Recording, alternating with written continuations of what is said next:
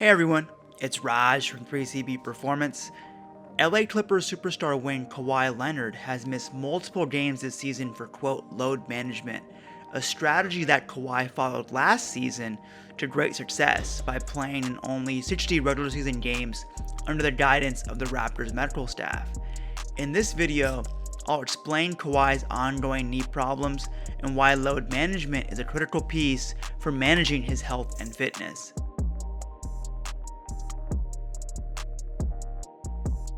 In the summer of 2017, Leonard developed what the Spurs medical staff diagnosed as quote, right quadriceps tendinopathy.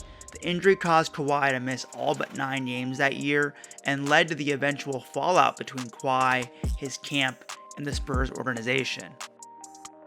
In addition to the tendinopathy, there were some reports, specifically based on the second opinion that Kawhi and his camp received from specialists in New York, that Kawhi also suffered a deep contusion or bruise in the right quad itself.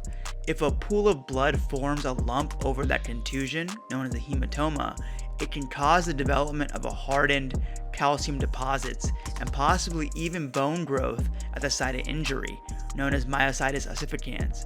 This can lead to impaired function and persistent pain and discomfort. During the Raptors' 2018-19 Eastern Conference Finals series versus the Bucks, Kawhi began limping on his left leg.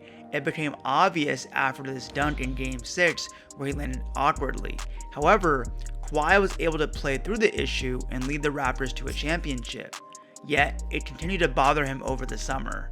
The only thing we knew about the injury at that time was that, as reported by the Athletic's Sam Amick and Joe Vardon, it was a compensatory injury that developed in response to Kawhi favoring his right quad and leg.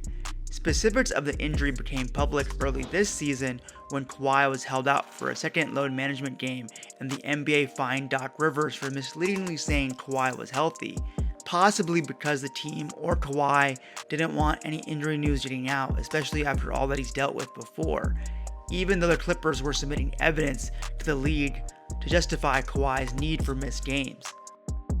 Accordingly, the league issued a clarifying statement that Leonard was dealing with left knee patellar tendinopathy and therefore had been approved for load management.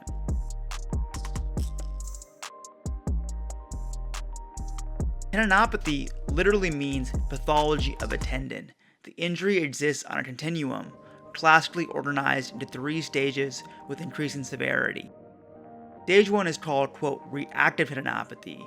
It's a short-term adaptation of the tendon to a sudden increase in stress or direct impact to the tendon.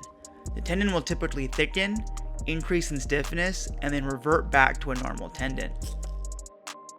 Stage 2 is called, quote, tendon disrepair.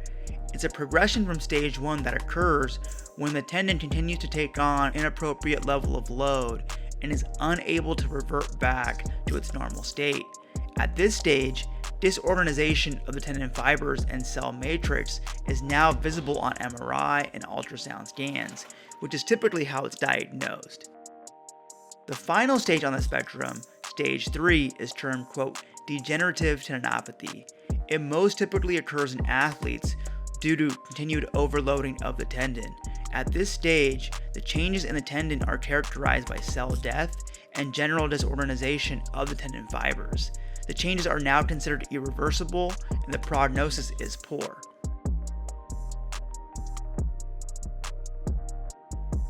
We don't know the specific stages of Kawhi's tendinopathies and likely never will, but here's my hypothesis based on key indicators. Based on the long-standing nature of his right quad tendinopathy, the fact that Toronto and Kawhi's camp felt the need to closely manage it last season, that it was still bothering Kawhi enough to cause compensation in the left leg over the course of last season and into the playoffs, and that his team reportedly made load management a key prerequisite during free agency meetings, it leads me to believe that Kawhi's right quadriceps is firmly in stage 2, tendon disrepair. Considering the left patellar tendinopathy reportedly developed over the course of last season, the fact that Kawhi had to keep playing through it during the playoffs due to the high stakes and therefore couldn't rest it, and how it remained an issue even after resting and rehabbing this summer, it leads me to believe that it's in stage 1, possibly sliding towards stage 2.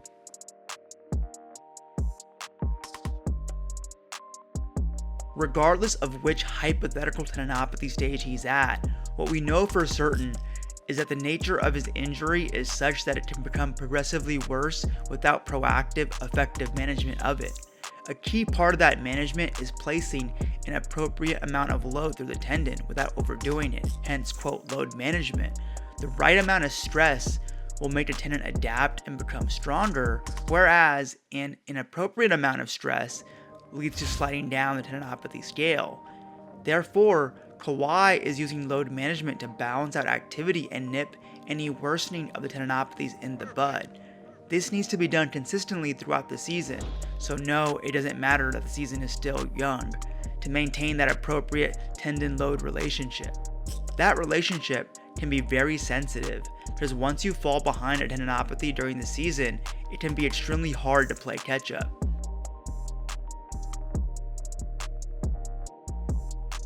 Former Lakers guard Josh Hart began to develop right knee patellar tendinopathy during the 2018 Summer League, continued to play, and eventually it blew up on him in late December to the point where he was basically unplayable in January. To combat it, he had a PRP injection in February, but after that failed, underwent a season-ending procedure called a quote ultrasonic debridement of the tendon to remove damaged fibers. Second example was Sixers big Joel Embiid, who was held out of 8 games after the All-Star break to reduce stress and undergo dedicated rehab on his left knee patellar tendinopathy. However, Joel continued to battle with it during the postseason, culminating in him missing Game 3 of the Sixers' first-round series versus the Nets and playing relatively limited minutes throughout.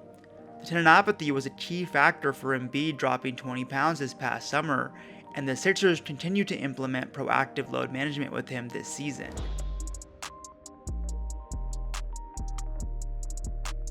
Kawhi is dealing with bilateral knee-related tendinopathy that has to be effectively and proactively managed by modulating activity intensity and load, also known as load management. It's a very sensitive balance and tightrope of risk-reward. That tightrope and possibly ongoing discomfort may be reflected in Kawhi currently putting up some of the worst total shooting percentages of his career and a stark drop-off from last season thus far. It behooves Kawhi and the Clippers to be smart about his knees and sit out games as needed, especially when the alternative is playing a constant game of catch-up and potentially progressing towards or worsening a degenerative tendon. Kawhi's already experienced what happens when he tries to push through the discomfort, and that's clearly not a lesson he's forgotten, particularly now that he's dealing with it on both knees. Frankly, not implementing load management at this stage would be irresponsible to his health and career. That's a wrap for this video. Thanks for watching. My goal is to provide you with in-depth, evidence-based, narrative-free analysis, and you can always find me on IG and Twitter at 3CB Performance. Make sure to sub to the channel for the latest updates. 3CB out.